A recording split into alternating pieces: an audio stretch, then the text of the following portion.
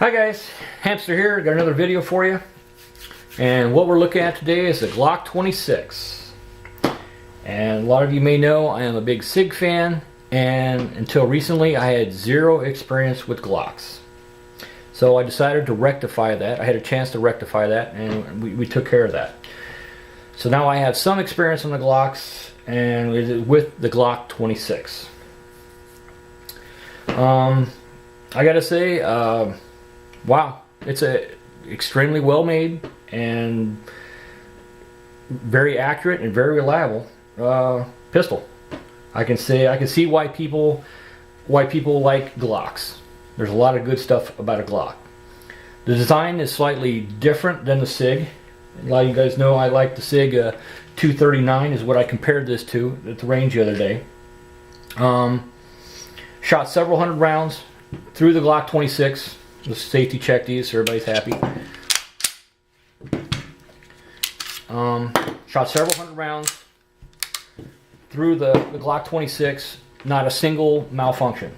I shot new rounds, I shot reloads, I shot 115 grain, 124 grain. Zero malfunctions with the Glock, as I would expect based on its reputation. Accuracy, right on the money. This particular model is running the standard high contrast sights. You know what? They work fantastic. Real quick, real easy for me to get a sight picture on and get a shot on target, right on the money. Negatives about the Glock 26. Myself and the owner, which I am not the owner of this firearm, by the way, did not like how small the grip was. So I did install some Pierce, I don't know if you can see that, Pierce grip extensions. All it is a new polymer base plate. Does not affect the magazine how it works. It's just a new base plate which gives you place for your pinky. Made the gun much easier to grip. Gave me a much better grip. Not quite as big as the Sig 239. I have much more gripping area on the Sig 239, which I like. This is more of a compact, where this is a subcompact. I know we're kind of comparing apples and oranges here, but it's the closest thing I got. This is just slightly over 3.5 inch barrel. This is just slightly under 3.5 inch barrel. So they are pretty fair comparisons to each other. The Glock runs a double stack magazine. The Sig runs a single stack. Even though the Sig runs a single stack, the grip is only about an 1/8 inch narrower than the Glock. Not a lot for only running a single stack. The Sig standard magazine is 8. They do come in a 10, which gives you a little longer grip and gives you almost a full-size grip.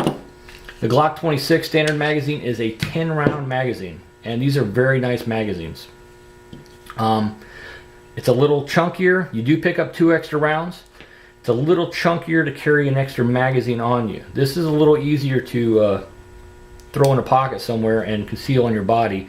It's a lot smoother and smaller in the pocket than the Glock 26 magazine. But the magazines of the Glock, I like it. Very, very, very functional, very reliable, very good magazines. So I really enjoyed getting a chance to shoot the Glock, comparing it to the Sig. Both of them extremely high quality firearms. The Glock does weigh less because it has a polymer frame than the Sig. I do not mind the extra weight, and I like the bigger gripping surfaces. I would like to compare a Glock 19. I think it'd be more comparable to the P239, but then it would have a higher capacity and would have some extra pluses over the Sig. But I really am a Sig fan. I like the Sig. I'm used to the Sig. I like the 2 trigger pulls, the double and the single. I really like the single action trigger pull of the Glock. I mean of the Sig. I was curious to how I would like the trigger on the Glock, because I believe it's like a double action only trigger, and I was concerned how that would feel. And I gotta say, I really like the trigger. I was pleasantly surprised. It has a very nice trigger. It also has a very short reset on the trigger. So I gotta say, the trigger on the Glock, and this which is a Gen 3, actually a very, very nice trigger. So I cannot say anything negative about the gun, except for me, the Glock 26 is a little on the small side. With the grip extension, it's doable, and I can get a good grip and shoot it well. I do not shoot guns well that are too small or too light. That's just me. Did the weight affect this, making it more snappy? No, I didn't feel that at all. I was very controllable, very accurate. Even though it was lighter, I did not feel more felt recoil than I noticed. So, but for me, I definitely need a more of a full-size grip. And you can see right here on the back strap, between the Sig and the Glock, I got a lot more real estate with the Sig.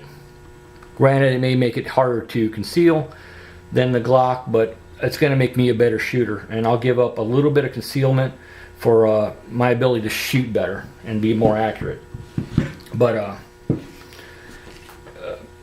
all I gotta say is I'm real happy with the Glock. The trigger is fantastic. This gun, I said, is not mine. This gun, I did pay for this gun, but this gun is not mine. This is my wife's personal choice. Yeah, I know, she's shooting Glock and I'm shooting Sig. How's that work out? You know what? When I say I prefer SIGs, that is strictly a personal preference. That in no way condones that SIGs are any better than anything else. There are a lot of high quality firearms and manufacturers and models on the market. So just because I prefer a particular brand does not infer that that brand is any better than any other brand. So I'm just fantastic that we have a Glock in our inventory here now. I look forward to maybe picking up another Glock. I would really like to see a Glock 17 or a Glock 19. I'm sure it's going to shoot just like this one did. The trigger's going to feel the same. Reliability, you know, has been excellent. We'll put a few more rounds through it as soon as I get a chance. The wife's happy with it. I like it. I can see why other people like it. But if you're thinking about a firearm and you don't want to deal with the two different trigger pulls, the decocking lever, you want something a little different. You want something weighs less. This has got it in weight, same quality. One trigger pull where you have the two trigger pulls. I really like the single action trigger pull on the Sig. Can be very accurate on that single action trigger pull. This trigger did seem like it had a shorter reset, which I really liked, and the trigger was really crisp, and it broke really clean and well, and I was able to shoot quite accurately with it. So first time out with a Glock, I did quite well. If I had more time with it, yeah, if I get more time with it, we'll see if she lets me borrow her gun too much. You know, I'm sure I will. The more time I spend with it, I would improve. This is going to be my wife's main firearm. So every time we go to the range from now on, this is all she's going to shoot. And if this is all she shoots, then her proficiency with this gun will rapidly increase. Where I only shoot two different firearms. I shoot my Sig 226, my favorite firearm. This is my favorite gun. This is my favorite carry gun. I don't have a ton of different handguns. I know a lot of people do. You know, I only have a couple, and there's a reason why I don't have a whole collection of like 25 different pistols, because I feel if I shoot one particular gun or one particular brand or model, that I can increase my proficiency. So if I'm going to the range and I'm only shooting the 226 or I'm only shooting the 239, which has the exact same sights, they have the same slide release, same decocking lever, same triggers, I feel I can increase my proficiency. Where individual may have 25 different guns, takes a different gun to the range every time. I don't think you're ever going to really get super proficient when you have that many guns. Where if you only have one firearm and you take that to the range and shoot that all the time, I think you're going to become extremely proficient with that firearm over somebody who has a collection of them, where he maybe only shoots each gun every few years.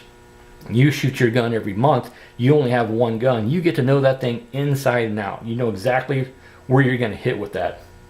I think it increases your chances of being much more proficient. Not to say that collecting is not a big part of this, but when it comes to shooting, if you shoot a different gun every time you go to the range, I don't really see how you're going to expect to become super proficient. Where if you take the same gun to the range every time and you work on it, you're going to get good. So this is my look at the Glock 26, and I got to say this is an outstanding firearm.